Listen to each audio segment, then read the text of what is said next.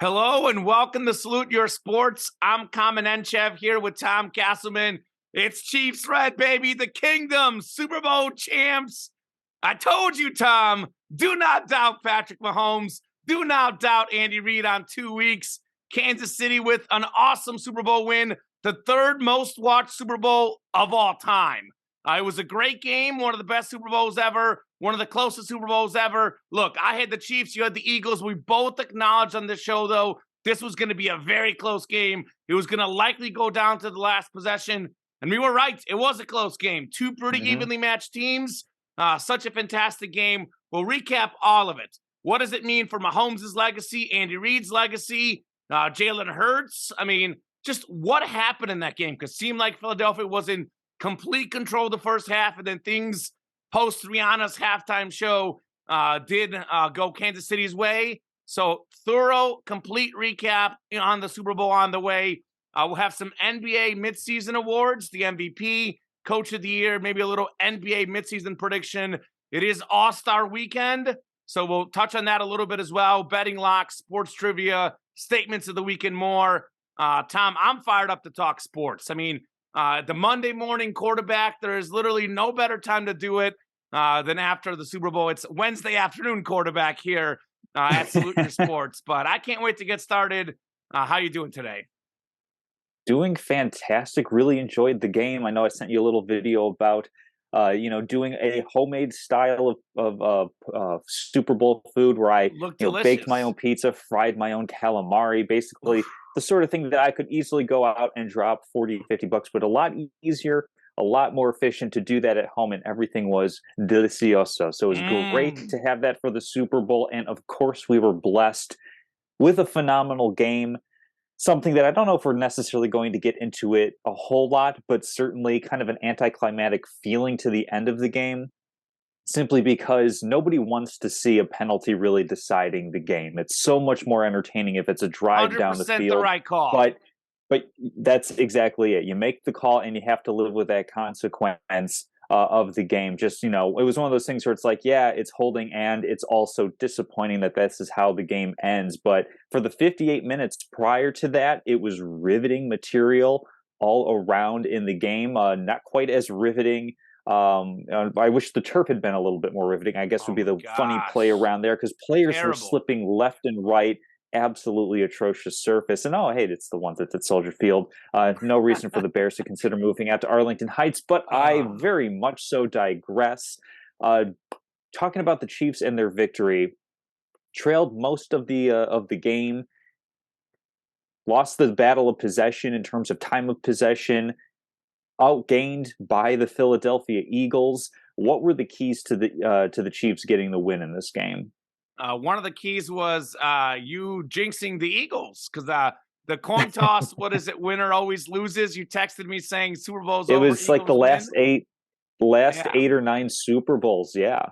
So it was your help, Tom Castleman. Thank you so much for the kingdom here.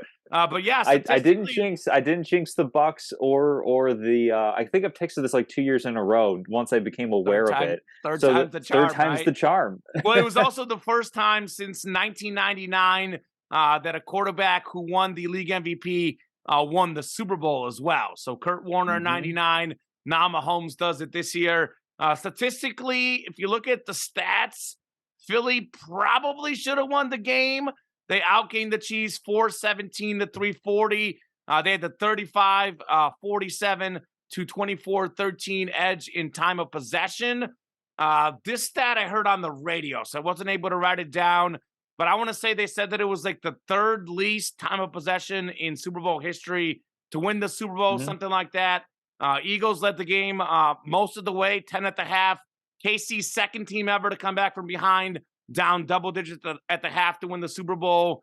Obviously, the Patriots in that Falcons year were the first. But they won because of a few things. First and foremost, I think they played mistake-free football. We talk about you win the turnover battle, you win the game. One turnover in the game was a scoop and score from Mizzou's own Nick Bolton, baby, M-I-Z. I used to cover this man all the time.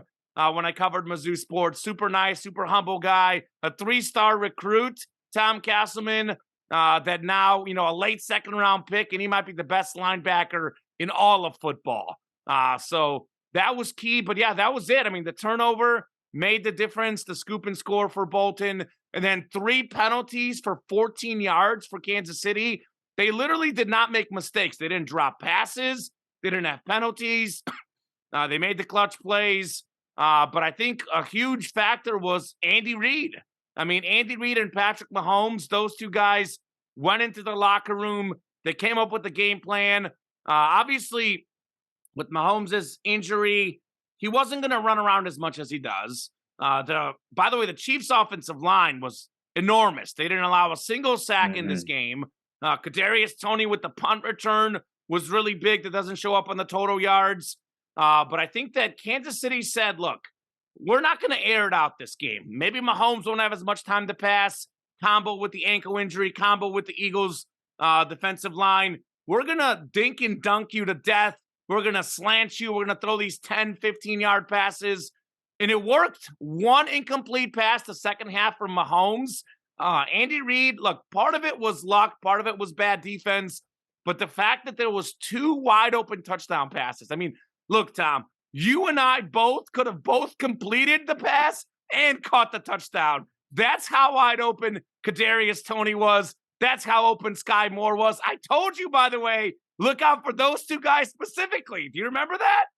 I think I told you that. I think on the show, Kadarius Toney, he was a difference maker. So I definitely think Kansas City with the mistake-free football was big. And the play calling by Andy Reid, Eric Bieniemy, Patrick Mahomes, the decision-making was huge. I mean, look, to beat the Kansas City Chiefs, you either need to play a perfect game or you need them to make mistakes. Because that team, like if the Chiefs don't turn the ball over, you cannot beat them if you don't play a perfect game. Philadelphia made 1 major mistake the whole game. That scoop and score, the fumble by Jalen Hurts. It wasn't even a forced mistake, really. He simply dropped the ball and out handling. picked it up. So it was almost kind of like a fluke play. And you know this, like the luck plays, the little fluke plays, the 50-50 calls, those type of things make a big difference in a game like this. So that was the difference. And it sounds crazy to think about because Jalen Hurts played an incredible game. Nick Sirianni said it was the best he's ever seen him play, and he still lost. Patrick Mahomes, by the way, I know he didn't have as many yards, but part of that was the Eagles' time of possession. Part of that was the scoop and score, but he was almost flawless as well. I mean, 3 touchdowns. His QBR, his passer rating was well over 100. You missed that one. So really, really good performance for the Chiefs. But the biggest difference to me was playing clean football. Didn't allow a sack. Didn't have a turnover. Made key plays on 3rd down in key moments. And I think, obviously, Andy Reid, I think Mahomes was Mahomes. Nick Bolton was great. You got to give the MVP to a player, so I'm okay with Mahomes getting it.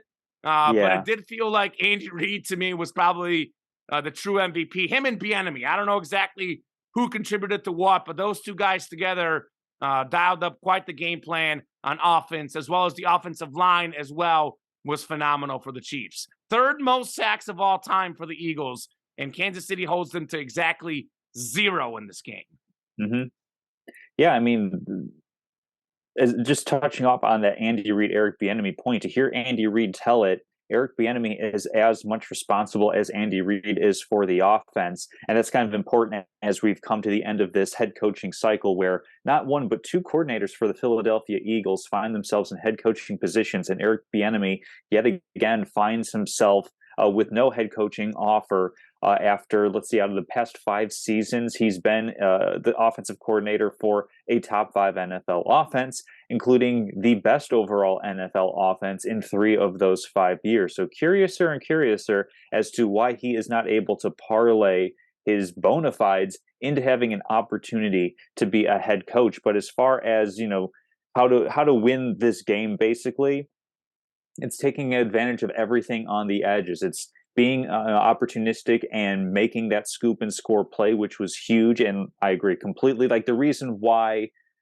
the Chiefs were outpossessed and outgained was because they got 7 points and just essentially gave back-to-back possessions to the Philadelphia Eagles. So that's kind of where that statistic can be a little bit misleading in terms of how well each team played when they had the ball. And I agree with you 1,000%. I came away from this game most impressed with Andy Reid and Eric Bieniemy and the coaching job that they did, because how do you get those wide open touchdowns? It was something where I think it was against Jacksonville, not in the divisional run. I think it was earlier in the season when Jacksonville was playing against Philadelphia, and Doug Peterson called a play where it was a motion to jet sweep and then reversing off that, countering off that into a wide open touchdown.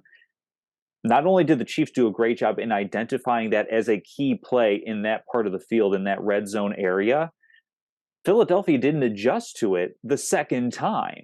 So that's the sort of thing where your coaching comes into play, where the Chiefs say, hey, we are one step ahead. And then they make that move, and then they go to do it again. It's like, wait, we're still that same step ahead. Run it again, because this is how Philadelphia is handling this. I mean, you probably have this experience with Messi, where you've got the tennis ball and you cock back to throw. Messi gets excited. You go through the whole motion. Messi takes off. That's what we saw, not once but twice in the Super Bowl. That's phenomenal coaching. That is phenomenal coaching from Kansas City. And then, of course, that offensive line job. I mean, we knew it was, top sack rate again in the NFL against the top pass rush protection rate, I guess you would, for Kansas City. I was surprised that there was not more pressure put on from the Philadelphia front, simply because it has been so good all season long. I wonder how much of that has to do with the surface, because there wasn't really a whole lot of pressure from Kansas City either. I know they got 2 sacks. One of them, though, was credited as a sack because Jalen Hurts ran out of bounds like a half yard behind the line of scrimmage. Both offensive lines are great, though. I mean, both offensive lines are great, but I question a little bit, the playing surface, because we saw it not just with minimal pass rush from both teams, but also players all over the place slipping around. So I think those were huge things. And then, of course, you mentioned special teams, how it was 31 and 32nd. I was like, I don't know. It's a coin flip on which special teams is going to be more responsible for winning or losing. And we saw both teams have special teams miscues. Harrison Butker missing a field goal that would have been pretty important heading into that final drive. Not to mention giving Philadelphia a short field. And then, of course, a bad punt.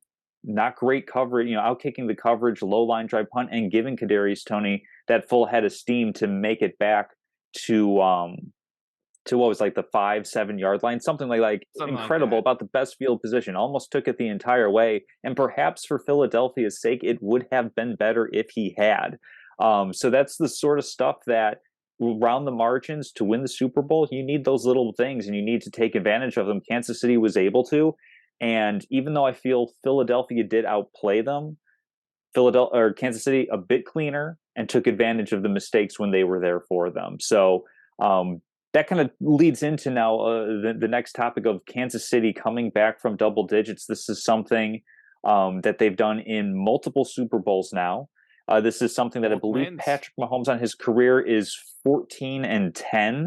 Correct. When trailing by 10 points or more. I think that's the big statistic for him. So I know the question is phrased, why is it so easy for these guys to come back? Why does it seem so easy? I don't know if easy is necessarily even the right word, because that kind of diminishes just everything that has to go into it.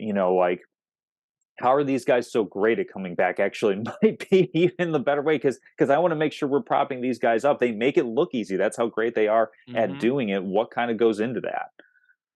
Well, first off, Tom, I think that they have the single greatest player in NFL history in Patrick Mahomes, and they have the single greatest, maybe the single greatest coach, but I think the single greatest offensive mind in Andy Reid. I know that's not, to me, that's not an exaggeration. We'll talk about Andy Reid's legacy in a little bit here. But I think having Mahomes, having Andy Reid, having Travis Kelce is amazing. Travis Kelce, by the way, super smart player. I've mentioned this again on the show countless times. One of, if not the smartest non-quarterback player on the field in offense. 14-10 is the stat. By the way, Tom, I have that written down as well.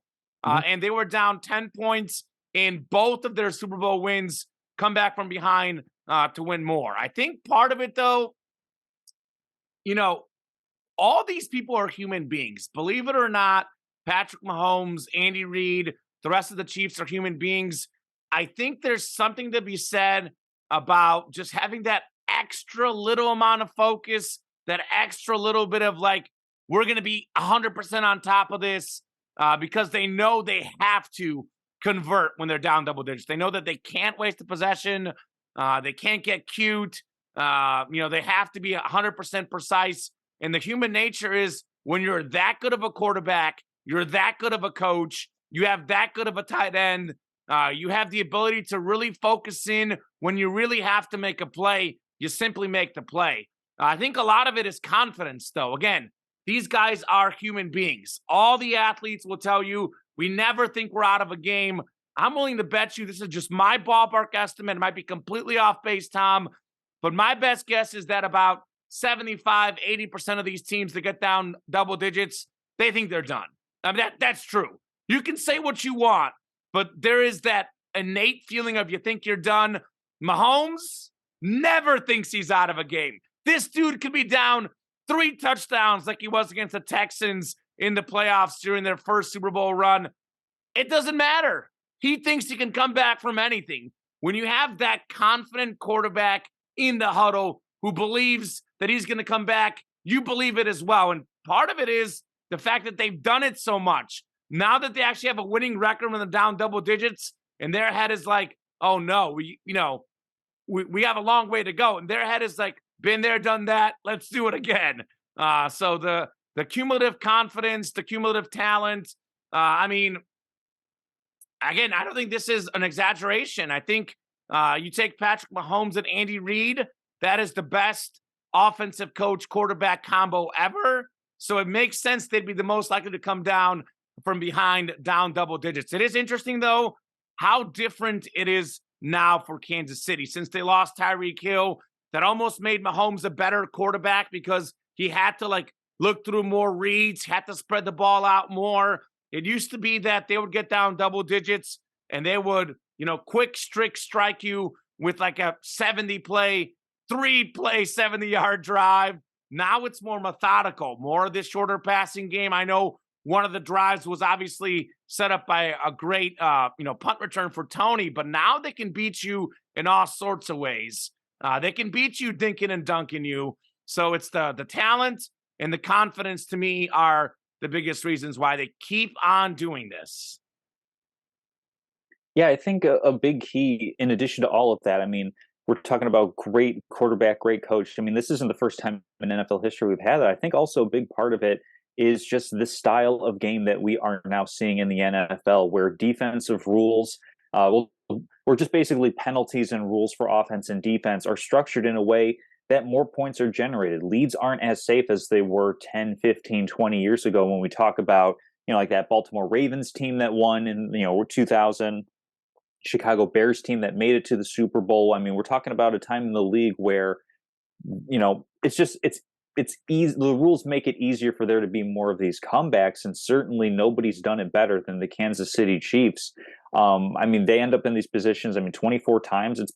That's a fairly low number over 5 seasons. It means that typically they are ahead in most of these games, that they are the better team. So it's kind of part and parcel of they're able to win more of these double-digit losses simply because they're just the better team most of the time. Mm-hmm. And sometimes, sure, they do fall down that early stretch, but that they have the overall talent that it kind of sort of comes out in the wash of a long run 60-minute football game where you can be better than them for a quarter or a half or 3/4 of a game. But then when you get to that last quarter, that's the difference. So I think those two things in conjunction where, it's definitely the mentality. I mean, Patrick Mahomes, I would say, has this perfect balance of hot fire competitiveness and cold fire competitiveness, where he can be, like the super peppy, from what I hear, he talks a good amount of trash on the field, but he also has that cool, calm, resilience inside. He's where it's that internal fortitude of I know that I can do this and I know how good I am regardless of whatever the score is. And it's a rare trait. It's something that we've seen in some other quarterbacks this postseason. I want to highlight, Trevor Lawrence throws 4 interceptions against the Chargers. Second half comes back and leads them to a win. Jalen Hurts with that key fumble. A lot of people, would have folded in that instance. You and you're joking about how we could have thrown those wide open touchdown passes. If you were either to make a mistake like that, or I should just keep this to me. If I make a mistake like that, me as well. I don't necessarily know that I have the fortitude the next drive and the rest of the game to just almost literally wipe my mind clean of that mistake and not dwell on it and let it compound. So I think that that's, the game's better than, or I shouldn't say necessarily the game is better, but these offensive players are more proficient than they ever have been before. And Patrick Mahomes and the Chiefs are simply at the forefront of this new way that the league is developing. Yeah, and part of that, real quickly, I know we talk a lot about the rule changes, 100% that's the fact, but it's also just the weight room, the fact that these guys are better athletes, and just the sheer amount of film and strategy that goes into this, the expanded coaching staffs, etc. I think it's always easier to get open than to stop a guy for 5-6 seconds. So there's many factors that go into the evolution of a game. For sure, Tom Castleman. But yeah, what the Chiefs are doing, though, even with all those factors you mentioned, we've never seen that before, where a team is over 500 down double digits over such a big sample size. It's the first time we've ever seen it, and it speaks to just how talented Kansas City is. Absolutely. And speaking of, greatness, next topic that we have up is kind of talking a little bit more macro about Patrick Mahomes. Where does this put him on the pantheon of greatest quarterbacks of all time? Do we think he's a shot to be the GOAT? And I'm just going to start off on this one because I know this is going to be a topic where you're going to be going really, really deep on everything.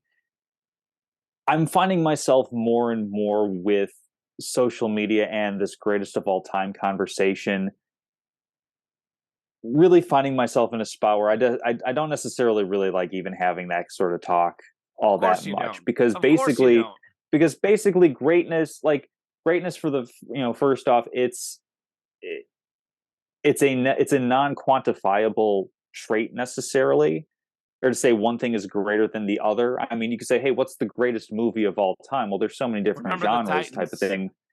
What's the greatest meal of all time? It's one of those things where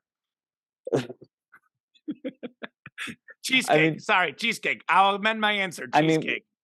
Cheesecake's the greatest meal of all time. It's the sort of thing where, because games are changing so much from era to era, we're talking about offense being in a different spot than it was a couple decades ago, and even farther. There was a point in time in the NFL where the forward pass was a completely foreign concept. I'm going to let you just take the conversation and have you list out why you think Patrick Mahomes is the greatest of all time. But for me, with all the rules changes that we're seeing in the game, I'm finding it more and more difficult to say, hey, what truly is greatness? Is it Joe Montana, 4-0 in the Super Bowl? Is, playing in an era where he had the greatest receiver of all time? If you look at Jerry Rice and all the different stats there, playing in a different era as opposed to, say, Randy Moss or Terrell Owens. It's kind of hard to compare all those different things. So I'll let you take over that conversation, because for me, I put them all up in the pantheon of, these are the greatest quarterbacks of all time. And to tier them or to rank them, I think kind of dismisses a little bit of era in which they play, and considering the fact that passing is more prevalent now than it ever has been. I think there are plenty of running backs, for example, that are more talented than ones before, but it was just a different part of the game. And similarly, with quarterbacking, with passing, so on and so forth. I'm going to get off my soapbox now and let you go on about why you think Patrick Mahomes is greatest of all time. Well, first off, I want to preface this. Look, I do agree with the fact that comparing eras is very, very hard. It is very hard to say with 100% certainty this guy's the greatest, because of, what if this guy was in that situation? What if it was this era, that era? Look, I'm not disagreeing with that part of your argument. I actually 100% agree.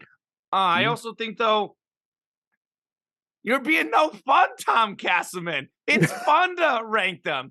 We're putting our best foot forward, taking all that into consideration, and picking one guy. I think the reason why that debate exists is because it's so much fun to have the debate. I know it's not fun for you, but for those who like it, for me, it's not fun. For me, I'd rather have my favorite of all time. I think that's a fun conversation if you want to talk favorite, but greatest kind of denotes that there is some sort of checklist or hierarchy or whatever it is. Well, there's a lot of that once you achieve all these different things, then that's what makes you. So yeah, it's a resume. Real quickly. So I'll get into a lot of stats, but I'll also preface this by saying if Patrick Mahomes retired today, Tom Brady is still the greatest of all time. I think Mahomes is the most talented player ever. He's the best player I've seen. I'll get into some numbers. I think in a short, for example, Terrell Davis. Terrell Davis, if you look at what Terrell Davis did in the span of like 5 years, he's a top 5 running back ever. You look at his cumulative stats, he's not top 10 all time because he didn't play as many seasons. So there's a lot that goes into it. Longevity isn't everything, but it is definitely a part of it, because how can you say a guy's the greatest to ever play if you only played 5, 6, 7 seasons versus a guy who did it for 15, 20 years? So that's why right now... Yeah, that's part of it too. That's part of it too. That's why the whole debate gets complicated. You know me, I think Mahomes is the best to ever play the game. I think that, and that's the thing. He's the best that's ever played this game right now, this day, right at the moment. Tom Brady's still the greatest because you take all of his accomplishments into it. But Mahomes right now is better than Tom Brady or anyone ever has been at any point in their career. And by the way, one thing where you compare eras, I look at it this way. You can compare how well a guy is doing versus the other guys in his era. You look at Mahomes, he is far and away ahead of every quarterback when it comes to passer rating, playoff touchdown passes per game, regular season passing yards. He is alone. You look at the numbers, these other guys, they're not where he was. Like Tom Brady, yes, he had the wins, but statistically, you look at other guys in his era, Peyton Manning, Drew Brees, at least in the regular season, were better quarterbacks. Even in the playoffs, Tom Brady is actually 20th all-time in playoff passer rating.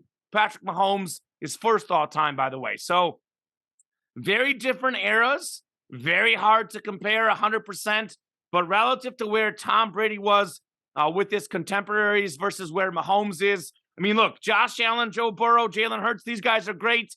None of them have won an MVP. None of them have won a Super Bowl. Mahomes has 2 MVPs, 2 Super Bowl titles. He's led the league in passing touchdowns a few times, led the league in passing yards.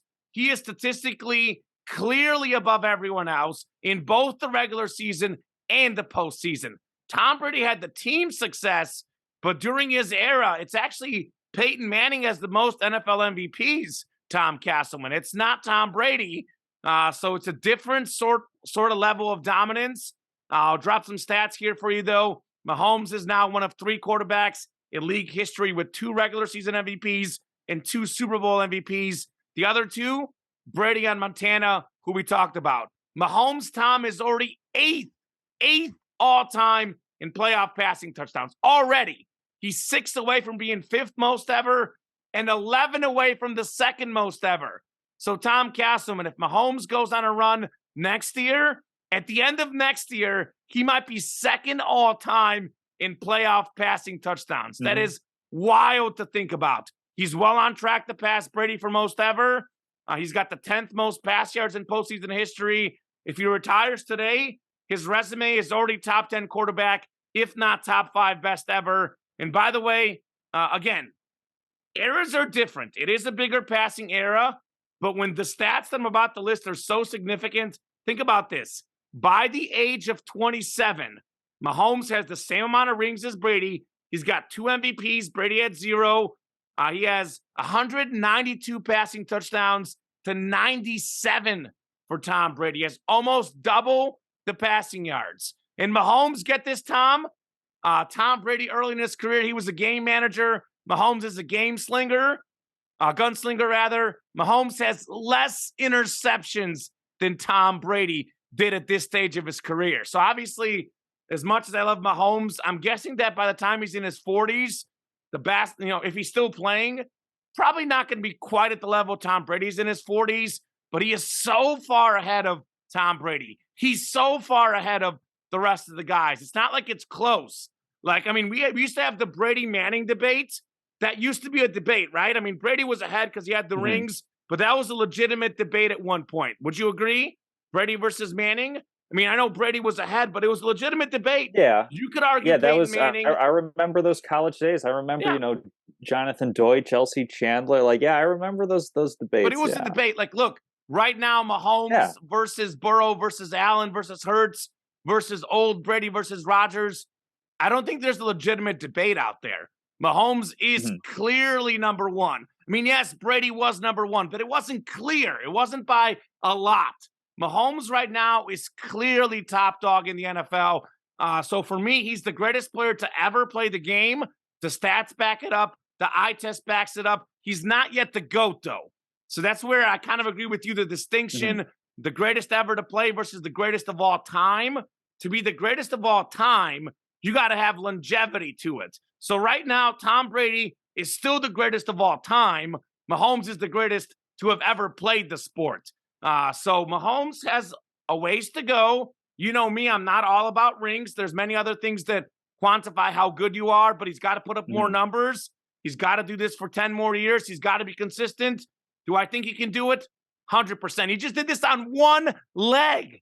We talk about Mahomes versus Brady. What separates Mahomes? He's a better athlete. He can run around more. He can make more plays with his legs. He made a play with his leg in the Super Bowl. Maybe the injury is not as bad as we thought, but it is Mhm. obviously there. It's obviously Yeah. there. Mahomes, without his running ability, Tom, is probably still better than Tom Brady, probably still better than Peyton Manning. He can sit in the pocket and he would still be better than these guys. Then you factor in when he's healthy, he gets out of the pocket. He can do so many more things than Brady Manning ever did. Of course, this is again the era thing. The guys these days, all better runners as a whole. But I don't see how you can look at what Patrick Mahomes is doing and not say he's not the best to ever do this thing. Statistically, eye test, leadership, everything. He's got everything. He's missing nothing. I don't know if he's going to get the 7 rings. He's got to get the 7 to be considered ahead of Brady. For me, honestly, it's 50-50. But you look at Mahomes, you look at Andy Reid, as long as those two guys are together, as long as Travis Kelce is there, they did this with Juju Smith-Schuster, no McCall Hardman in the Super Bowl, Sky Moore, Marquez Valdez-Scantling, Kadarius Toney, who, by the way, I think he'll be a bigger part of that offense next year. But I mean, they did this with the mediocre receiving core. Travis Kelce had a great opening drive, but you look at where he was after the opening drive. I think he had like 3 catches the rest of the game. He was largely held in check, and they still found a way to win. Think about Mahomes' contract, how as the years go, that contract starts to look better. Think about if they improve this team. Think about how smart the Chiefs are at drafting. Nick Bolton, second in the NFL in Mhm. tackles this season, got the scoop and score in the Super Bowl. He was a late second round pick, one of the last picks in the second round. Clearly, the Chiefs organization, their talent evaluation, their ability to put a team together is really good. Isaiah Pacheco. Pacheco was a 7th round pick, Tom Castleman, and he was really instrumental in the playoff run. So, look, right now, Brady's the GOAT. He's got the best resume, greatest of all time, factoring longevity. Mahomes is the best to ever do it.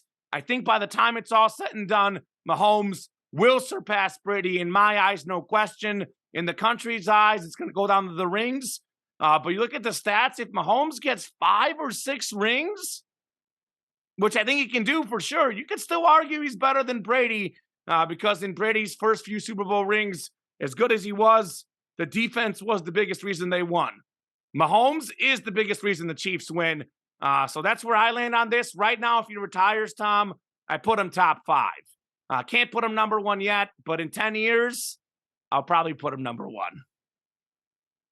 Yeah, he's certainly a first ballot Hall of Famer if he retires tomorrow. If he No decides, hey, question. I don't want to do this anymore, which we absolutely like. Big Red's not retiring tomorrow, No. and he's next up in terms of the all time greatness uh, uh, the conversation. I mean, because we talked about the first Super Bowl that he won against San Francisco and what that does for his legacy of going from being a really good coach to a great coach, and now with a second Super Bowl.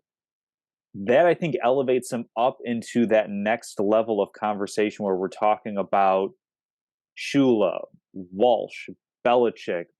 Yeah, I guess if you want to go old school, you can even go, George Halas, like some of those really old names.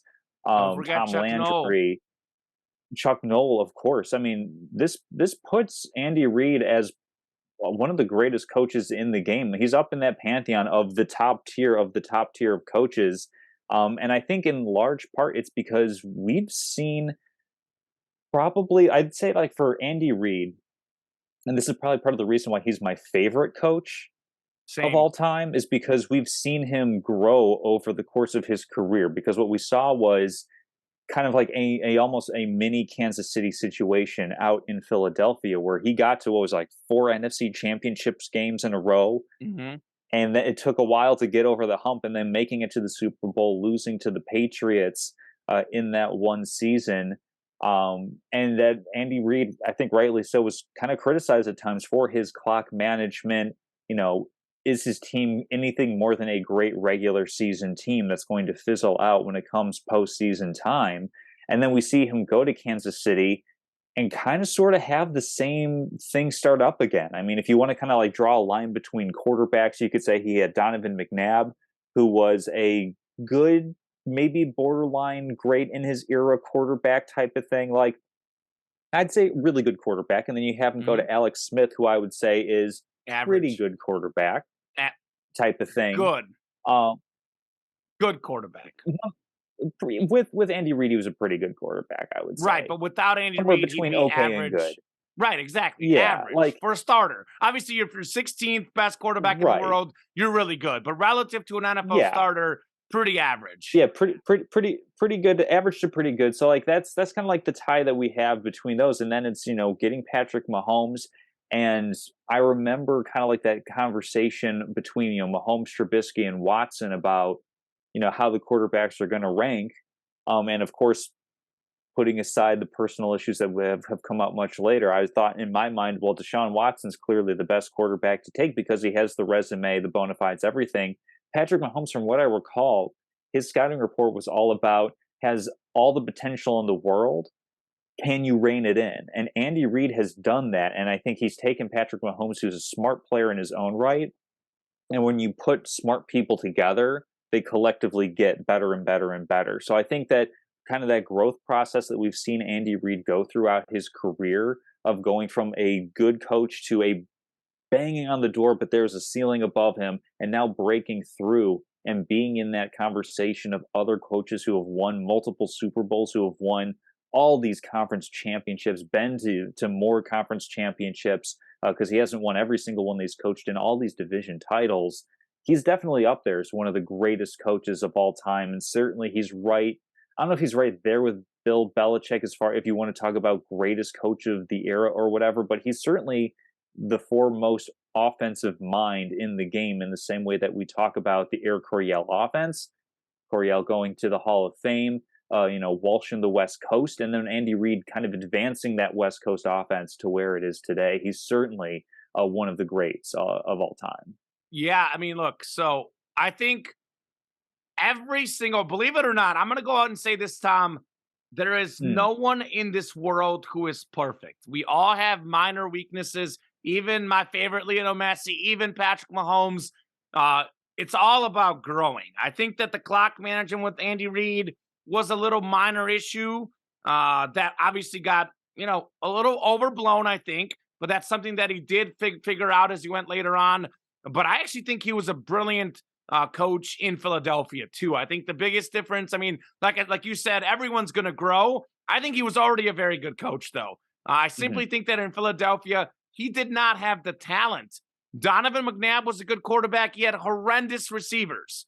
He had one season of TO, maybe 1.5, whatever it was. He had Freddie Mitchell. I Hmm. mean, all these like nobodies. The Eagles had almost no offensive talent.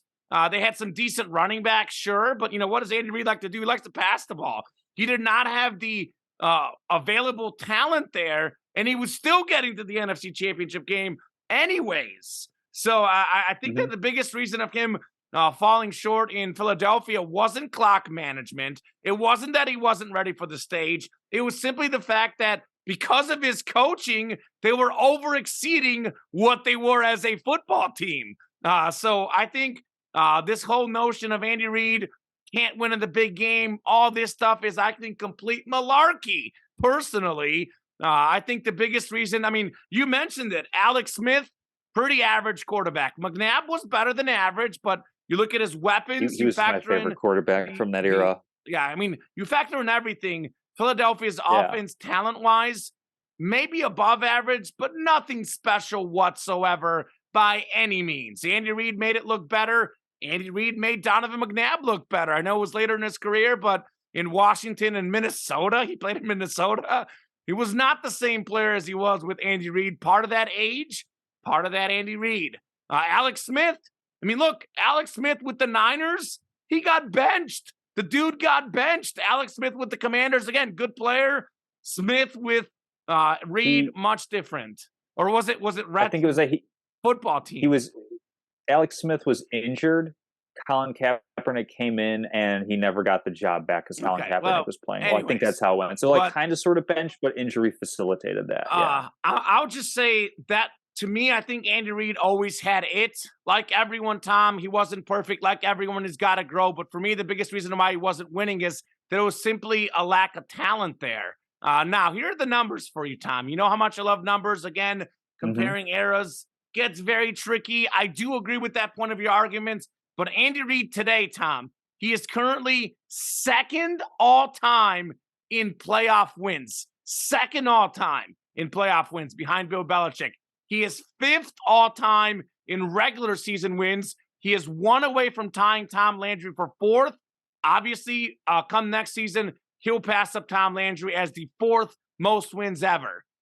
He will likely, Tom Castleman, barring he retiring in the next couple of seasons, he will be top 3 all-time in regular season wins, if not number 1, if he wants to do this thing long enough. By the way, coaches that have won more than 2 Super Bowls, do you know how short that list is? It is 4 deep. Joe Gibbs, Bill Walsh with 3, Chuck Noll with 4, Belichick with 6. A bunch of guys have 2, but there's only 4 guys who have more Super Bowl wins than Andy Reid right now. Don Shula, by the way, the 2 rings as well, most wins of all time. I mean, you look at, obviously Lombardi, Landry are up there, but those guys had such good teams, didn't do it for as long as Big Red. John Madden, again, was really good, didn't do it for as long. But again, if we're talking about greatest coach of all time, longevity matters too. Right now, he is at worst for me, looking at everything, Tom, the 4th best ever at worst. I mean, I look at Belichick, I look at Shula, I look at Chuck Noll, I factor in regular season, postseason. I think he's definitely in the top 5 because he's top 5 all time in Super Bowl wins, tied for it. He's top 5 all time regular season wins, top 5 all time postseason wins. It's like apples and oranges, though. It's like he's the offensive mastermind, Bill Belichick, the defensive mastermind. But I'll tell you this. This winning games is a team game. There's a lot that goes into it. It's very hard to quantify how would this coach do with this team. But again, we're here to debate. We're here to rank guys. And I'll tell you this, Andy Reid without Patrick Mahomes, much better than Bill Belichick without Tom Brady. I'll tell you that right now. It's pretty obvious. There's many factors that go into it. But Andy Reid without Mahomes, much better than Belichick without Brady. Belichick had all those great defenses. I know Belichick is the GM. He gets a lot of credit for drafting Tom Brady. But if he was so convinced of Tom Brady being so good, he wouldn't have waited till the 6th round. He would have got him in the 4th round just to say, I'm not taking any chances that anyone else sees this in this man. Bill Belichick and no one in New England expected what they thought, what they saw from Tom Brady. So for me, Tom, if I had to pick one coach right now, all time, for a season, for a game, I'm going Andy Reid. Just like Bill Belichick, just like greatest of all time, he needs longevity. But Belichick has 6 rings. I'll be honest with you. If Andy Reid stays with Patrick Mahomes and Travis Kelce, for me, call me biased. I like Kansas City. I don't see why Andy Reid can't get the 6 rings. I mean, again, my opinion right now, Belichick's the GOAT because of the 6 rings. You can't argue that. But Andy Reid is already knocking on the door at number 2 or number 3. In 10 years, Tom, Big Red will be number 1 for me as the best coach of all time. If he gets to even 5 rings, you take a look at everything else he's done, he's in that discussion. He gets to 6, game over. Andy Reid, greatest coach ever. I'm picking Big Red as my favorite coach and Big Red as the best coach in league history. Just needs longevity. Well, on the losing side of the Super Bowl, certainly Kansas City won this game. I don't think Philadelphia lost this game if we're talking about like a narrative sense. I think both teams played well enough to win this game for the most part. Most part. I mean, and a lot of that comes down to Jalen Hurts playing really, really well and just kind of like really putting it so far. He's got that next step to take in terms of winning the actual Super Bowl, but coming as close as he did shows a lot of different things. I mean, we're talking about an incredibly resilient athlete here who was in a championship game at Alabama, just wasn't getting the job done. Nick Saban pulls him for Tua Tagovailoa.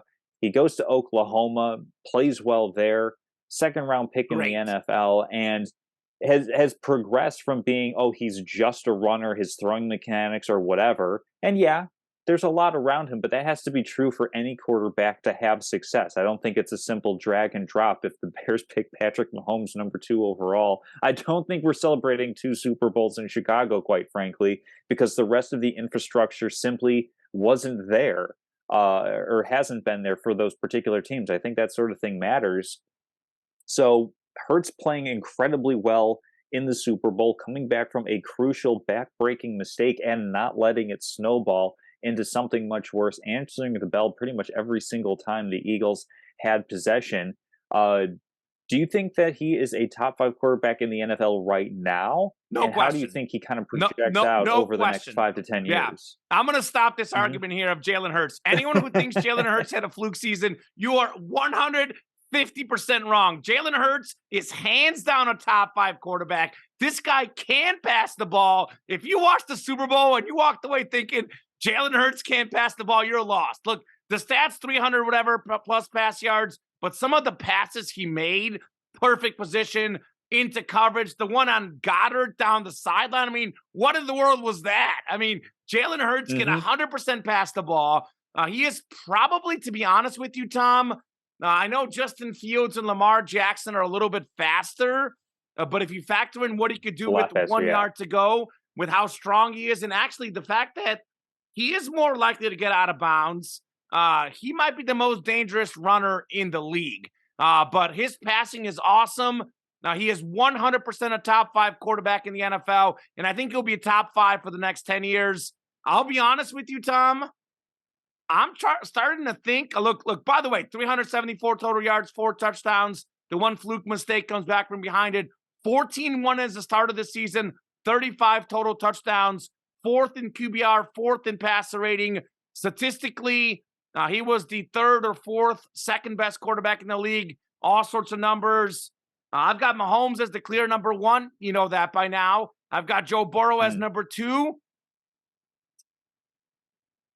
I might be ready to put Jalen Hurts as the number 3rd best quarterback in the NFL for the next 10 years. Look, I've been a little iffy on Josh Allen. Josh Allen should be the 2nd best quarterback, if not 2nd best, 3rd best. I mean, behind Mahomes, Allen is the most talented player in the league behind Patrick Mahomes.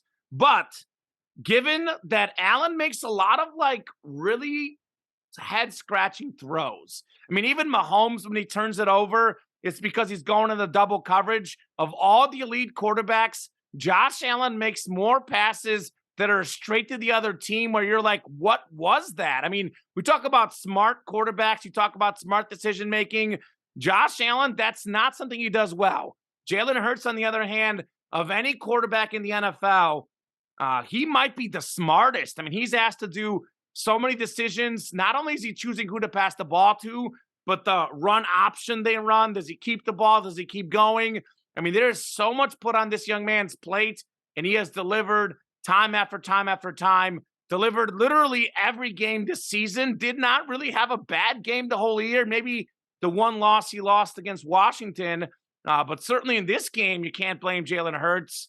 I trust Jalen Hurts more than Josh Allen. Does Josh Allen have a higher ceiling? 100% he does. But right now, Tom, if I were drafting a quarterback, right, and obviously fit matters, but if I was starting a football franchise today, I had no one around me. By the way, factor in what a great leader this young man is. How you mentioned he's always willing to bounce back. Even at Alabama, did we hear him say anything in the media? Like, he had like one loss in his college career. He could have said, look, why did Saban take me out? Blah, blah, blah, this, and that. Did not hear a pipe from him. So if I was starting an NFL franchise, I would take Mahomes with the first pick, Joe Burrow would be my second pick, and Jalen Hurts, not Josh Allen, would be the third quarterback I would take. I've got him as my third best quarterback in the NFL, Jalen Hurts.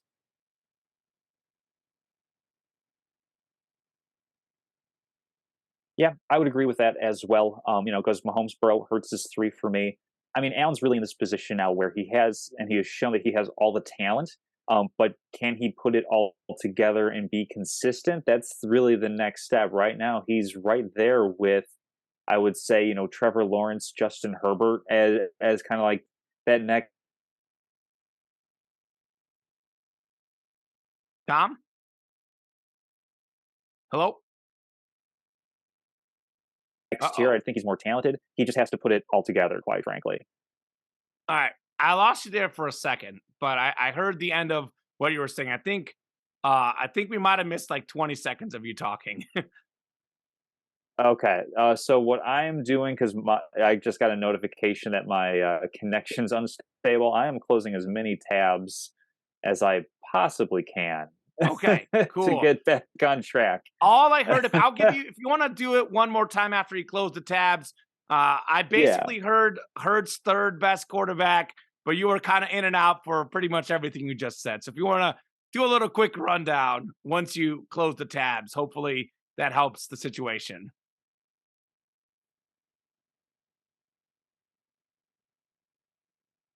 Bueller, Tom Castleman. Hang on, I'm still having issues. Okay. Well, I'll get us going on the next topic. Let's do that. But you basically said Jalen Hurts, you agreed, third best quarterback in the league. I'm a little surprised you agree with that, by the way. All right. Well, we're going to move on from the NFL to the NBA, and hopefully your connection gets a little better here. Fantastic Super Bowl. It's to start up a draft. What's up? Yeah, if you were to start up a draft, you would put him third, you said? Yeah, like he's the third best quarterback if I'm building a team right now, because it's not just a matter of talent, it's a matter of temperament. He's shown that he can run, he can pass. That's all the stuff that Josh Allen can do. Josh Allen can do it perhaps better. He's bigger, faster, has a bigger arm, but that doesn't necessarily always make the best quarterback, as we sometimes say. More mistake prone. Jalen Hurts, not mistake prone. The fluke fumble, the first turnover in the playoffs for Mr. Hurts. Yeah. Okay. So I've closed off all of my internet tabs, so I'm operating a little bit blind as far as quick references go. Yeah, but that's totally okay. You've got the rundown in front of you. Yeah, I think that I see you and hear you pretty good here. So I think it was just a minor thing. I always close my stuff down. I write the stats down and I close everything down. But I'm going to lead into the NBA. I had a bunch of work stuff too. I need to get rid of that. You're good. So we'll go into the NBA. We'll keep this a little bit briefer.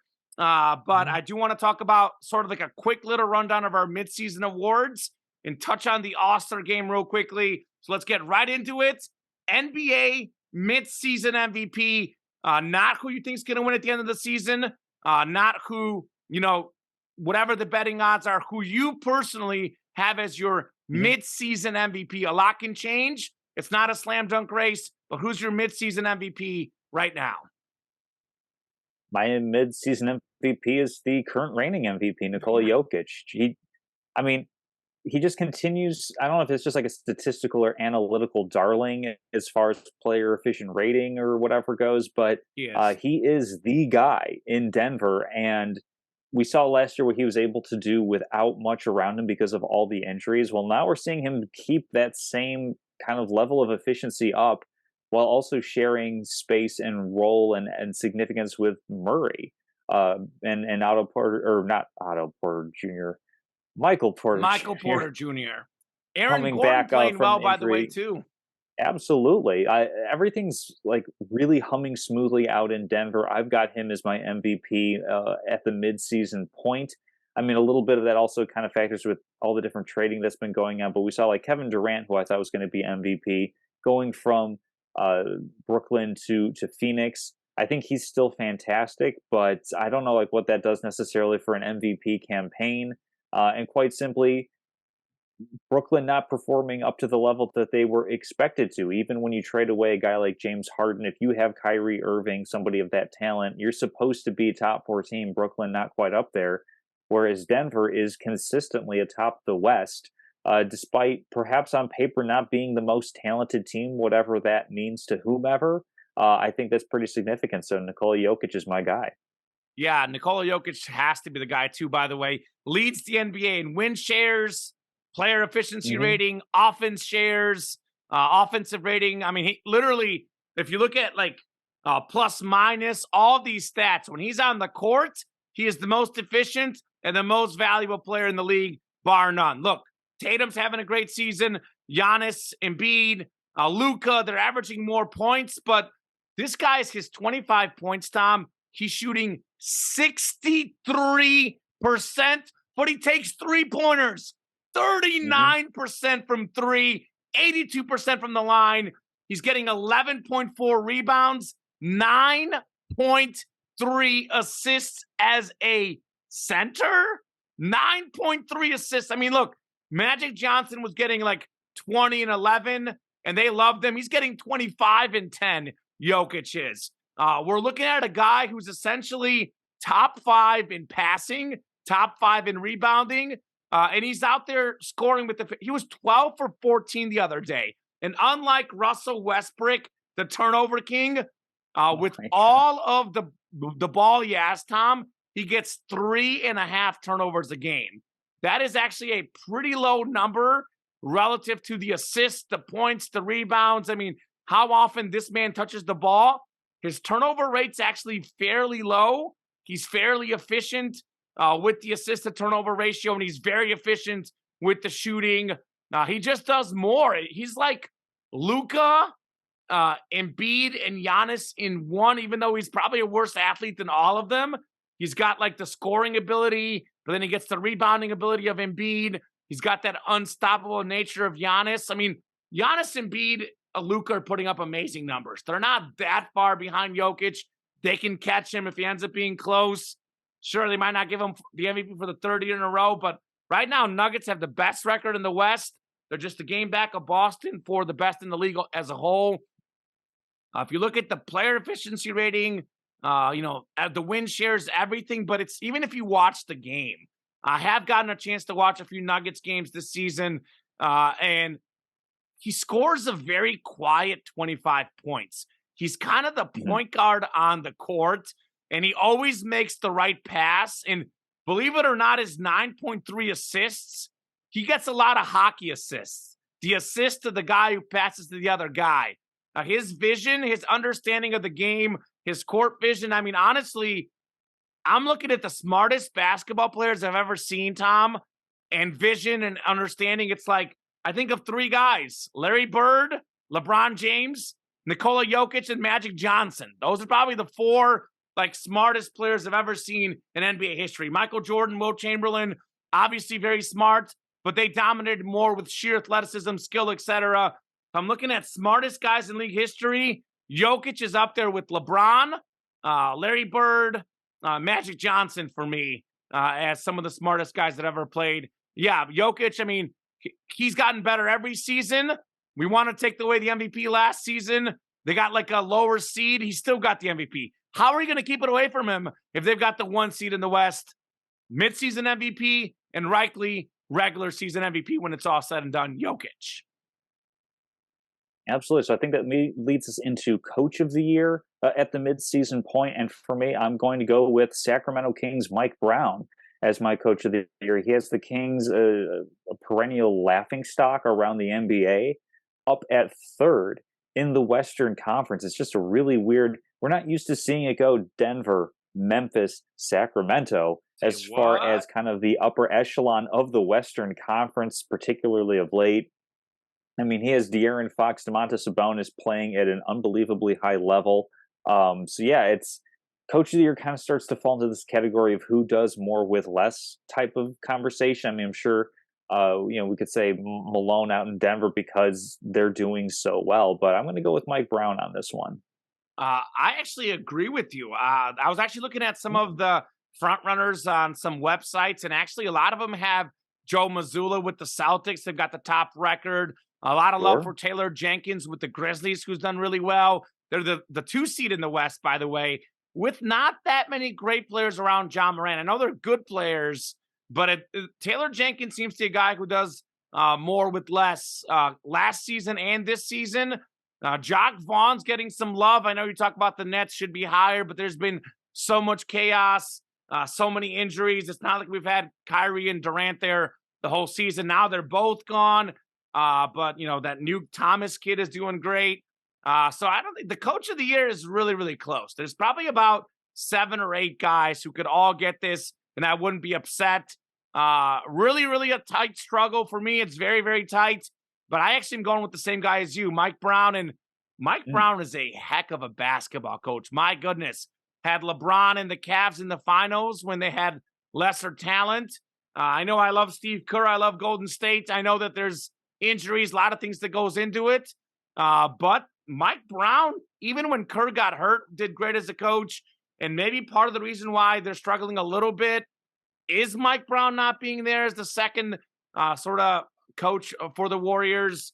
Was like Kings, the architect of their defense, right? Yeah, he does a lot for them. The defense is struggling this season. So I think that he's fantastic. The Kings haven't made the playoffs in how many years in a row? I agree. Mike Brown, midseason coach of the year. All right. What do we have next? Because you've got the rundown up. You're going to have to run point on this one. Yes, I'll run the point. So real quick, picks for the finals, midseason picks for the finals. We just had the trade deadline. I want to say in the preseason, I was very high on the Warriors, which I'll say this. They still can. If they get in the playoffs, I do not want to play Golden State. I think I had Warriors and Bucks personally in the finals before the season started. I honestly don't remember who I picked. Probably the Warriors, but I want to say I had Warriors, Bucks as my preseason pick for the finals. What do you have, Tom, as your? I know you had the Nuggets, I think, and you're probably going to go with the Nuggets still, right? I had Celtics over Nuggets preseason. I'm wavering a little bit on the Celtics pick just because it's so close between Milwaukee and Boston. And of the two teams, Milwaukee has the better overall player in Giannis. I mean, for consistency's sake, I'm going to stick with the 2 best teams in the league up to this point, which is Boston and which is Denver. So I'm still going to go with the Celtics getting over the hump. But certainly the Nuggets with the way that they've been playing. Dark horse preseason, regular season, they're proving that they deserve to be legitimately in that conversation as one of the favorites. And of course, Boston and Milwaukee with what they do, just playing with a sense of identity, I think is so key. And they definitely play into their respective roles, all the players, the coaches, how they have everything aligned. I mean, Boston not missing a beat when their head coach is out with some promiscuities, shall we say, over the off season. I think that's a really, really impressive job. So I'm going to stick with Celtics over Nuggets. I could just as easily flip a coin and flip my pick there. But at the very least, I'm going to stick with the guys I had preseason as my conference picks. Midseason, I see no evidence or no reason to really change that, even in the midst of all these trades. I know you could easily say Phoenix because they've got some great top guys, I would say. Maybe they don't necessarily have depth if one of those injury-prone mid-30 guys, upper 30 guys run into a little bit of trouble there. Same thing, well, not same thing necessarily, but similar thing with the Warriors. What if there's a little bit of an injury there? There's just some regression, it seems, on that team. They're defensively not playing as well as we're used to seeing them play. I'm going to go with the consistent guys that we've seen so far this season: Boston and Denver. I think out of the East, I'm pretty confident in between two teams. I know the Mhm. Sixers, are a good team, but they got to prove it to me. They got to prove it Yeah. to me in the playoffs. Yes. I'm not buying Philadelphia. I think the East is kind of, for me, a two-team race.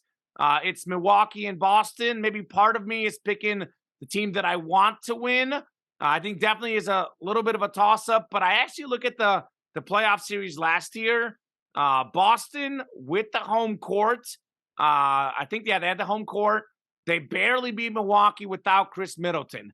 Milwaukee's getting healthy right now. They've got 11 wins in a row. They just beat Boston. Granted, Boston had some injuries last night, but I think the Bucks, for me, will come out of the East. They've got such a deep team. You talk about depth. That's a team that could withstand some injuries. But if Giannis and Chris Middleton are both there in the playoffs, that's a very dangerous team, a team that's been there, done that. So give me the Bucks to come out of the East.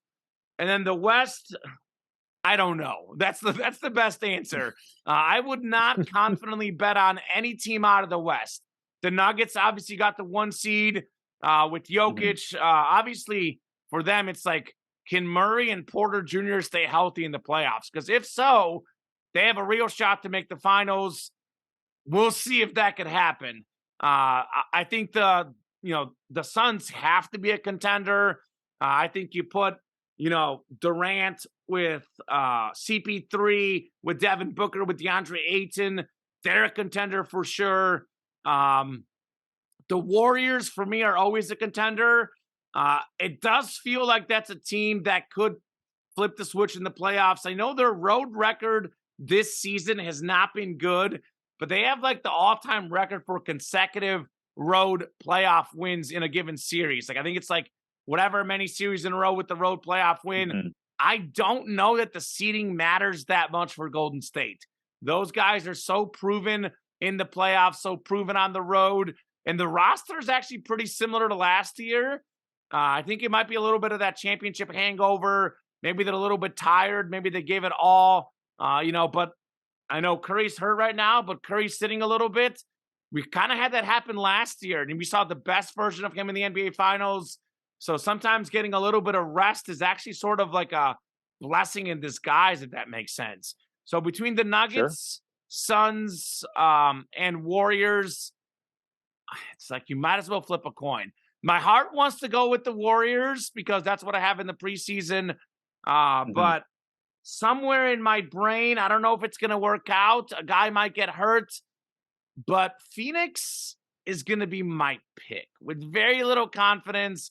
But we saw Phoenix in the Sure. championship game a couple years ago without Kevin Durant. I know now they lost a ton of role players, but essentially the 3 best players from that team are still there with Kevin Durant. I've got to pick the Suns, but I think the Bucks will find a way to win because they've got that grit. So I'll go Bucks over Suns in the finals personally. All right, sounds good. So I think next up on the list is going to be All-Star Weekend talk. To be perfectly honest, I mean, the NBA does a great job of making this a fun show, a fun exercise, even if it is ultimately just, decent exhibition. So in terms of who made it, who, got snubbed, my picks for like the snubs, it's been a minute since we actually had the teams announced, or at least the players announced. My biggest snub was De'Aaron Fox, who's now in as an injury replacement. So I think that was rectified. And I think that Pascal Siakam for Toronto, another guy who got in, certainly playing at a really, really high level, another injury replacement. So I think we've kind of gotten to this point now as we're getting closer to the game that for me, I don't necessarily have any snubs. I don't know if any are still kind of remaining for you. I mean, I guess, do you have any subs, guys that Yeah. should be in over other Um, guys who made it in? Oh, go for it. so no, I You were ready for do. that one. I don't know if he got in as an injury replacement. I've been, doing research on the show, crazy busy. I may have missed it, But as far as I know, and you may look this up, Tom, but either way, even if you did get in as an injury replacement, I argue this guy should have gotten in at the beginning. That'd be Trae Young. Trae Young's the only player in the NBA with at I least don't think he 27 is. points and 9 assists. Trae Young, I mean, that's 27 points, 9 assists. No one else in the NBA has at least that many points and that many assists. I know there's a lot of great guards. I know his efficiency's a little bit lower. I know his team's not the best, but those numbers are crazy good not to make an all-star. I mean, again, different positions, etc. But Trae Young, not like a top 20-ish player in the NBA. I struggle a lot with that. I know De'Aaron Fox is another name I had written down. He didn't make it ultimately. But Trae Young, definitely the biggest snub for me personally. Yeah, I don't think that he made it in his injury reserve. So I kind of wonder why that is. I wonder if it's because, like, those, I don't know, like not playing defense doesn't really seem like a requisite for making it into the All-Star game. So I don't really know why that is that they would be shutting him out. I mean, is it because that there's just maybe a glut of guards or ball handlers? Like, there is, but he's good enough. I mean, like De'Aaron Fox is having a very good season. That was my number 2 name written down. Statistically, Trae Young is better than De'Aaron Fox. I know his team's not as good, but this is an all-star. This is a individual award. This is not a team award. I don't know. I struggle with how Trae Young did not get in personally. All right, what's next for the All-Star weekend? So real quickly, they're doing this format real quick, a little different. They're actually picking the All-Star team starters, or the team rather. You know, the captain's pick, it's LeBron and I think Giannis this year. They're picking the day of the game. So we can't analyze the rosters now. That's very fun, though. I love that little wrinkle. I'm just going to say Team LeBron's going to win just because they're 5-0. LeBron always picks the best players, which is kind of interesting because I always thought of LeBron as a very smart general manager, which, again, he's not the general manager, but it's felt like he kind of has been in years past. And then he kind of lost me at Westbrook a little bit. He lost me a little bit with the current Laker team. But I think the squad that he was a part of in Miami was well orchestrated together. You know, he always surrounded himself with shooters. That's why I'm a little lost with the Lakers and how there's a lack of shooters. But at least in this format, LeBron seems to pick the right guys. And Giannis is like a fun personality. I can see Giannis picking guys he just likes. Like I could see him picking, someone who maybe is not as good. I think LeBron is driven. He hasn't won as much this year. Any chance to win on the biggest stage, I think LeBron's going to pick the better squad. I'm going with Team LeBron without even having seen the rosters because he's 5-0 in this format. So, I mean, who's to bet against LeBron James? Well, I'll go Team Giannis because I think that there's room for improvement. And I think that he's done some self-assessment and has taken a serious look at how he puts together an all-star winning team, and that this is the year that Giannis breaks through and win. I don't know. All right, real quickly, I'll just go 3-point contest and dunk contest winners. 3-point contest, I'm going with Damian Lillard. I think Buddy Hield has a shot. Jason Tatum's along with Damian Lillard, Tatum's the other big name in this contest. It's All-Star weekend. Dame Time is a streak shooter. I think he gets hot. I'm picking Lillard as my 3-point champ.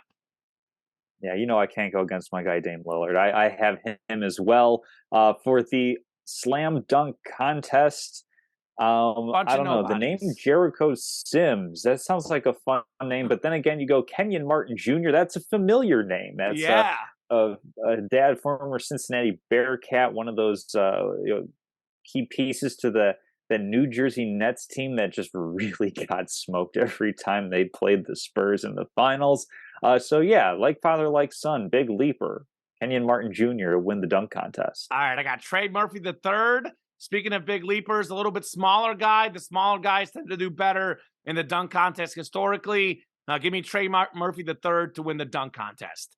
Moving on to betting locks. I've got myself a quick recap. Believe it or not, I actually picked better than you this week, which is kind of mind-boggling that it happened, but I'll take it. I was 2-1, Chiefs plus 1.5 against the Eagles. Chiefs winning outright. Mahomes over 294.5 pass yards. Did not get that one right. Time of possession was big. Only 182 pass yards for Mahomes, but 3 touchdown passes. Had a lot of rush yards as well. Kelsey over 76.5 receiving yards. He had 81, but thankfully, like after that first drive, I was like, check mark. But it did get close late, but Kelsey got the over. You were 1-2. You said there would be a 2-point conversion attempt. You were correct. You had the Chiefs with the longest field goal. That was incorrect. It was the Eagles with the longest kick. I think was the Butker kick would have been the longest. It was 42 yards. Yeah. It was 42 yards. I said to Jenna, I was like, this is a pretty good distance. I feel pretty comfortable. And then it went clang. And I was not happy with Harrison Butker for the rest of the game. Yeah, no kidding. Hey, at least he came back and made the winning kick. 27-yarder right down the middle. I know it was super close, but that was my girlfriend was like, "Man, that's a lot of pressure." And it is a lot of pressure at the end there. Yeah. Redeemed himself, Harrison Butker. Not to you though. You had Mahomes pass rating under 100.5. It was 131.8, among the best you can do. So 2-1 week for me, 1-2 for you. I know you're still ahead in the standings, but I'm just going to go ahead and say the comeback is on. We'll say that. Long way to go, but the comeback is on. What do you got this week, Tom? Well, now that we no longer have football, we turn our eye, at least for me, to the association, going to the NBA. We've got Nuggets and Mavericks. All these games are for tonight. We're recording on February 15th. Because the NBA doesn't have games beyond today for me to choose from. I'm going with Nuggets -4 on the spread against the Dallas Mavericks. I think that they have enough stoppers to slow up at least a little bit Luka Doncic and Kyrie Irving when they need to. And of course, a plethora of weapons for Jokic to have around him. So give me Nuggets -4 at home. A big line. Boston Celtics favored by 12.5 against the Detroit Pistons. I'm always afraid of a backdoor cover toward the end of the game. So while it's competitive, give me Celtics -7 on the first half line. If anything, let me see if I can actually get that on the quarter. Because if I can get a first quarter line, that would be great. But it wouldn't be an NBA pick, an NBA lock of the week for me, if I didn't deliver. Oh, hang on. I think it's -4. Give me Celtics -4. Celtics -4 in the first quarter. Okay. Going to have them getting out to a fast start. Write these down now. And then it would not be an Celtics NBA lock if I didn't have a player prop. Okay. Celtics -4 first quarter line, right? Correct. That's what I'm going to go with. Let's go with an SGA PRA. Shai Gilgeous-Alexander points, rebounds, and assists total over 43.5. As the Thunder are taking on the Rockets this evening. Okay. Alrighty. And what's the other one? Or was there two Celtics ones you were betting? I got confused for a second. So, yeah, sorry, I threw a curveball to you there. So I have Celtics -4 in the first quarter tonight. I have the Nuggets -4 for the entire game. Okay. And then I have Shai Gilgeous-Alexander over 43.5 points, rebounds, and assists total. I like it. Nice picks, Tom Castleman. Off the top of my head, those all sound good. Have not delved in those matchups personally. But as you know, with the NBA at any given night, you truly never know. So the Bulls this season have been largely disappointing as a Chicago fan. And, I've bet against them. I've faded them. Has not worked out great so far. But I'm going to fade the Bulls again. Give me the Pacers -2.5 over the Bulls tonight. Bulls have lost 4 in a row on the road in this game without DeMar DeRozan, the best player on the team. I know Pacers have lost 5 in a row as well, so these are two struggling teams. But the Pacers are 17-14 at home. Bulls are 10-19 on the road. Last time the Pacers hosted the Bulls, they won by 6. So give me Indiana to win by 3 or more. Without DeMar DeRozan, not a lot of hope for the Chicago Bulls, who are really a mess right now. Also, by the way, the Bulls have not played well against lesser teams. They seem to step up their play against some of the better teams. The whole play up and down versus your competition. The Pacers, not a great basketball team. Look for the Bulls to once again play down to their competition. I've got the Hawks -3 over the Knicks. Atlanta's won 2 out of 3 against the Knicks this season, including the only home game. both wins by double digits. Atlanta's won its last 2 home games by big margins. Trae Young, the All-Star snub. The man's not going to be at All-Star weekend. He's got, a big game. He will have plenty of opportunities to prove himself, make a statement, and he will have no need to worry about, getting tired at any more flights. He's giving it all tonight. Hawks -3 over the Knicks. Lastly, let's end with some football. I got to be honest, Tom. Some of these results as a sports fan have been phenomenal for me. Let this sink in. Warriors won the championship. I'm a huge Curry guy. Messi won the World Cup, the GOAT. The greatest single sports moment for me as a fan ever. Now Mahomes wins his second Super Bowl ring. I had the Chiefs the whole season. They did it for sure. I'm going Homer again here, Tom. Barcelona soccer. Haven't heard that one on the show of late. First couple years without Messi were a mess. All of a sudden, Xavi Hernandez and the boys putting together a pretty good team again. I've got Barcelona -125 in the Europa League round of 16 first round clash over Man United. So that is Barcelona to win. If it's a draw or a Man U win, I would lose. Only a 90-minute game. It's a 2-leg affair. There will not be penalty kicks or anything of the such. So it's over 90 minutes. Barca win, I win. Anything but a Barca win, I lose. Barca's rolling right now. They won their first trophy since Messi left. Their first trophy under Xavi. I know it was the most minor trophy you can win, but they won the Spanish Super Cup. They're off and running. They struggled a lot in Europe lately, both Champions League and Europa League, but they've won 18 games, only 2 draws, 1 loss in La Liga. Man U's been up and down this season, better without Ronaldo, but still not consistent. Give me Barca to beat Man U. All right, sounds great. On to trivia, if we have time for that. I found one on Twitter today from Basketball Reference. Okay. So Giannis and Drew Holiday are the first pair of Bucks teammates to score 35 or more points in the same game since which pair of Milwaukee Bucks? Oscar Robertson and Kareem Abdul-Jabbar. Much more recent than that. Certainly within our lifetime. Within the century, I'll even Ray give Allen you. and Glenn Robinson. No, even closer than that? Yeah, closer than that. Sam Cassell and Ray Allen. You got half of it. Sam Cassell? You got Sam Cassell. Glenn Robinson. Not Glenn Robinson. Shooting guard. From the Michael Ohio Redd. State. Michael Redd, back in 2002, Yeah. long time since we've seen a couple of Bucks do that. I just saw that as like, those are a couple of names I have not heard in quite some time. Michael Redd was the lefty, right? Lefty shooter? Yep. Yeah. Mhm. Man. Yeah, It was those were the fantastic. I think like a days. late second round pick. Talk about player development right there. He Putting played in on the work. Team USA basketball as well, Michael Redd. Was that the year that we don't talk about Team USA basketball? No, I think he was on the Is that the Redeem bronze team. year? Was it? I think he was on Oh, okay. Redeem team. Or maybe it was the one after Redeem team. I don't know. I just remember him playing on Team USA at some point. I hope it wasn't the year that we don't talk about.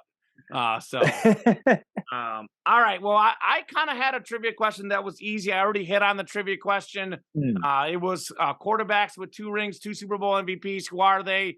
Which is Montana, Mahomes, and Brady. And the other guy that won 2 Super Bowls and 2 regular season MVPs was Peyton Manning. So I'm not going to repeat something I already listed off earlier. I'm going to get straight into my statement of the week, and then I'll let you do yours as well, Tom. So I purposely did not want to address this during our NFL segment. I know you briefly hit on it, but I'm sick and tired of this topic. So I'm going to put it in the statement, and my statement is that I'm sick and tired of it. NFL officiating. The amount of disrespect these guys are getting is getting out of hand. First off and foremost, I'll say this. There is no officials rigging it for any team. Right now, this was not rigged for the Chiefs. By the way, this is what, Brady got accused of people rigging games for the Patriots, people rigging games for the Chiefs now. when you are the guy and someone wants to hate on you, they will accuse things of rigging. Look, that call was 100% the right call. Look, you can argue whatever, they let it go, but let's be honest, Tom Castleman, we talk about this all the time. How could we have this debate about how the rules favor the offenses and how often all these flags are called? This gets called a lot of the time. I don't know the numbers off the top of my head, but I'm willing to bet that exact play gets called most of the time in the modern NFL. We see it all the time. Sure, it's a judgment call. I mean, it's clearly a flag. The judgment is how much did it impede them? How much do you let these guys play? It's a physical game. But by the letter of the law, he tugged his jersey. The Eagles player even said, I held him. Like the player himself said that was the right call. So anyone out there questioning the refs, anyone saying the refs are rigging it for the Chiefs, that is 100% not true. I mean, the Miles Sanders, if they were rigging it for the Chiefs, that scoop and score touchdown where Miles Sanders gets the ball forced out, they would have called that a touchdown. That was such a close play, by the way. I think they made the right call. But overall, the whole game officiating was really good. Nick Sirianni himself said one play does not decide the Super Bowl. Look, the Eagles lost this game because they played a terrible second half. They could not hang on in the lead. I know on defense. On defense. A lot of credit goes to the Chiefs, but the Eagles did not play well in the second half. Look, you're up 10 at the half. You should win the game. I don't care what it is. You should win the game. No matter how well the other team executes, you've got a 10-point cushion. You should win. I'm tired of the refs getting blamed for everything. Let's be honest, Tom. Is officiating perfect? No. But is anyone perfect in their jobs? No one's perfect. We all make mistakes. The refs as a whole in the league do a fairly decent job. So it's a fast game. But that was the right call. If you look at the play closely enough, he probably held them like two separate times within the same play. Was either, hold egregious. Was it uncatchable? Again, some people are saying the pass was uncatchable. It's hard to say, but I can't say 100% that it was uncatchable because you literally stopped the momentum of the receiver right off the bat. That momentum got stopped right away. Would it be a tough catch? Yes, but could he lay out, make a diving catch, an iconic Super Bowl moment? 100% he could do it. It's an NFL athlete. So this stuff, like, let's say the NFL is rigged, the officials are rigged, they're rigging it for the Chiefs. I mean, literally, that is out there. That's a narrative on social media. The Chiefs were the better team. The right call was made. Ryan Clark, by the way, put it best. He said, look, it's a tight call. If you're a Chief fan, you're happy with it. If you're an Eagle fan, you're upset. But the Eagles player put himself in that position, and he held him. He did hold him. I know we say we hate to see the game decided by a flag, but what Ryan Clark said is, would the official make that call in the first quarter? And if the answer is yes, he's got to make it in the final 2 minutes. So personally, hey, I'm a Chiefs fan. Maybe it's part of the argument. But I believe the letter of the law should be put in. I know we missed a lot of offensive, defensive holding. By the way, it doesn't happen every play. People that say that holding happens on every play, it's not every play. But there's a lot of plays that happens on the defensive, offensive line. But as a whole, you and I literally spent this time talking about how much the rules favor the offenses. That play, Tom, gets called most of the time. So that was the right call for me. And even if it was the wrong call, let's just put it out there. Let's just say it was the wrong call. It is a 60-minute game. There was a lot of 50-50 calls that went in Philadelphia's way, like the Goddard catch, like the scoop and score on the Miles Sanders play. So the notion that the official in any way led to the Chiefs winning the Super Bowl is complete malarkey. All these people on social media, get a life and stop saying BS out there, because the officials did not decide the game for Kansas City. Kansas City earned this game.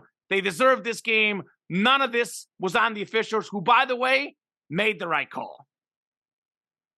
Yeah, I think that two things can be simultaneously true here, that the level of officiating in the NFL is uneven throughout the season, postseason, and even sometimes in Super Bowl games, which kind of leads to this perception that you're talking about.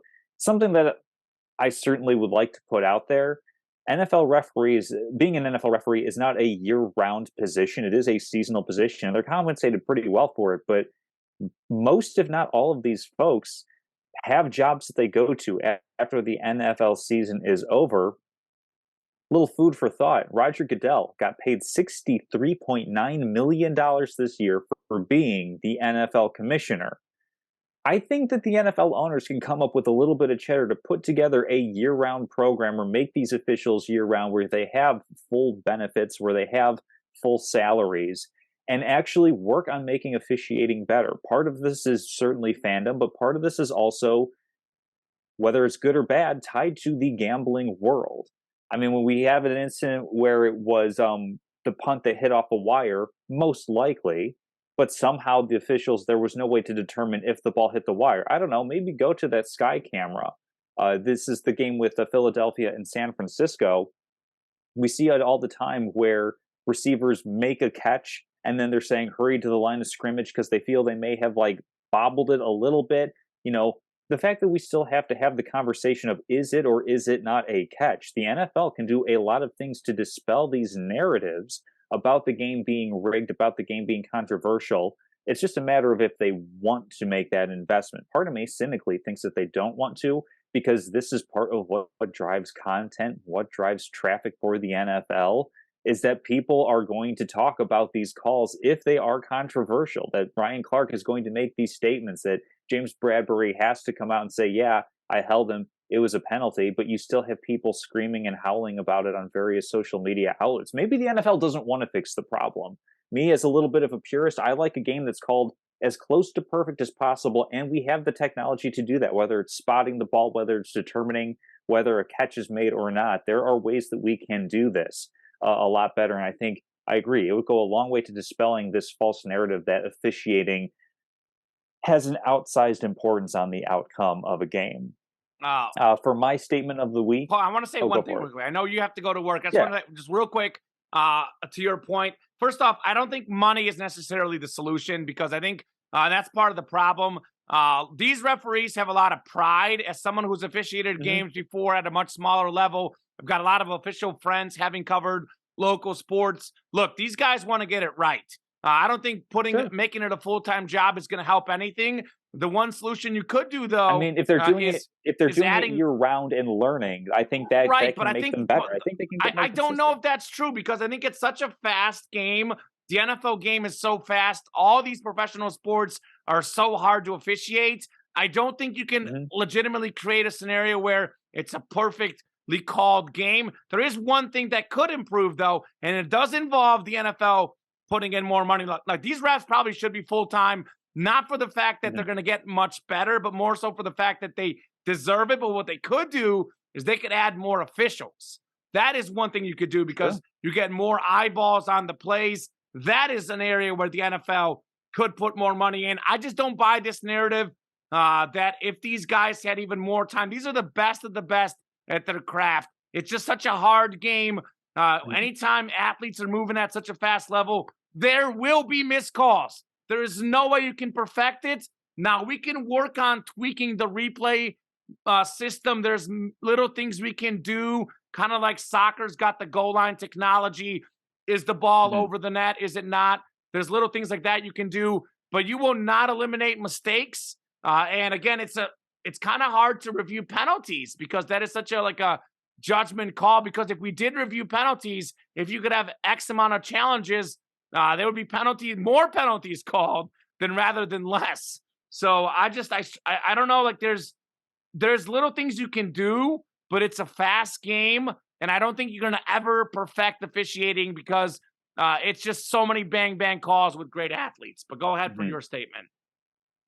My statement of the week is I am pretty much officially anti-punt when it comes to trying to win an NFL game. I mean, it certainly has its place as a tool in a coach's bag, but if we look at how a couple of games were decided that could change the course of the game, and maybe this is more of a statement of be more true to an aggressive identity. Consider that on back-to-back possessions, the Eagles faced a 4th and 6 and a 4th and 3 situation. On 4th and 6, instead of trying to go for it, they kicked a field goal, basically giving Kansas City an opportunity to try to take the lead as opposed to making it a touchdown to tie.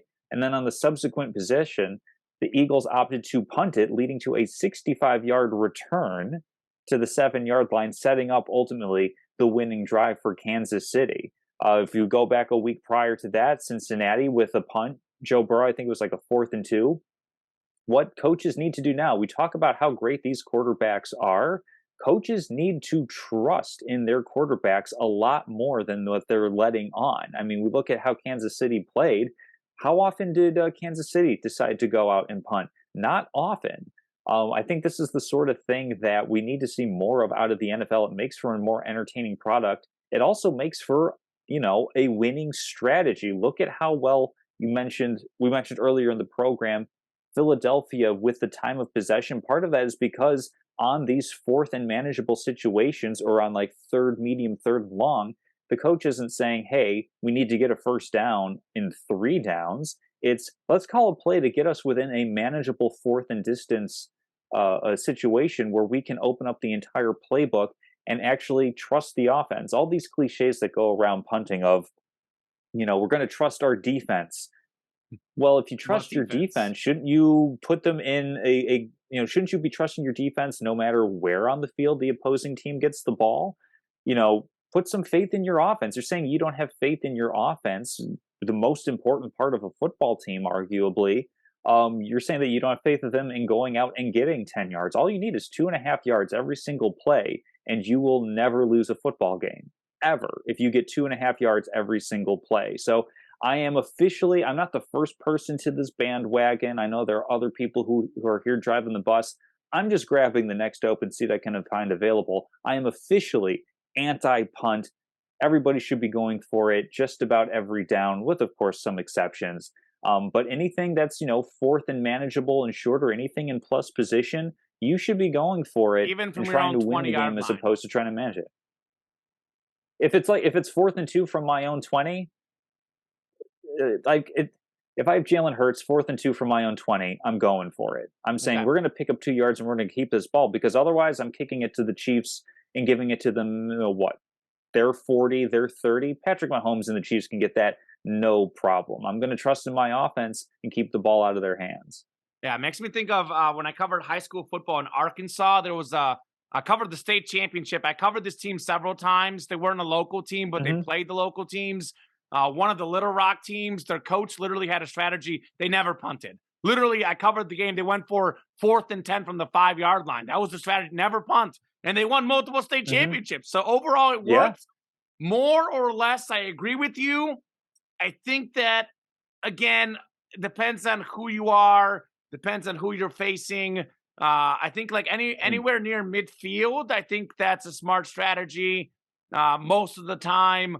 Overall, I agree with you, but I don't know. I would say I would completely agree. There's times, like if it's like 4th and 17, I mean, you definitely do it situationally. Like if it's 4th and 2 and there's 5 seconds on the clock and you can kick a field goal to win, of course you make those game situations. But in the aggregate, what team you're playing though? The Niners defense, do you go against them? I don't know. It depends on how good your team is. I more or less agree with you. I get what you're saying. We should have less punting. And it's kind of ironic you listed the Eagles. You listed the Eagles a couple times punting. They also went for it the whole game. So it's like he did do it, but then maybe he could have done it in the one time. Yeah. Yes. Came back to bite that's them. What I'm saying. Be true to yourself. Be true to that aggressive play calling nature. All right. Well, hey, Tom, great show. That'll do it for us this week. Always fun doing Salute Your Sports. I'll see you here very soon. Thank you very much to all the listeners and viewers. We'll see you guys soon.